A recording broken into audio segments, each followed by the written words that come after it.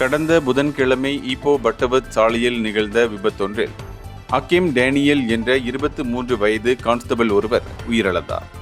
இது தொடர்பாக 64 வயது லாரி ஓட்டுநர் ஒருவர் பாகான்சராயில் கைது செய்யப்பட்டார். பாகான்சராய் போலீஸ் நிலையத்தைச் சேர்ந்த ஹக்கீம் கடந்த புதன்கிழமை தனது மோட்டார் சைக்கிளில் சென்று கொண்டிருந்த போது ஒரு லாரியுடன் உரசியதில் அவரது இடுப்பு மற்றும் கால்களில் பலத்த காயங்கள் ஏற்பட்டன. உடனடியாக தைப்பிங் மருத்துவமனைக்கு கொண்டு செல்லப்பட்ட அவர் சிகிச்சை பலனின்றி உயிரிழந்தார்.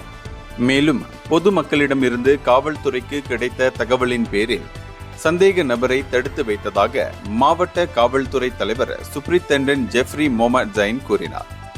இதனிடையே சந்தேக நபருக்கு எந்த குற்றப்பதிவும் இல்லை என்றும் அவரது சிறுநீர் பரிசோதனையில் போதைப்பொருள் இல்லை என்றும் தெரிய வந்துள்ளது. எனினும் மேலதிக பரிசோதனைக்காக அவரது இரத்த மாதிரிகள் எடுக்கப்பட்டுள்ளன.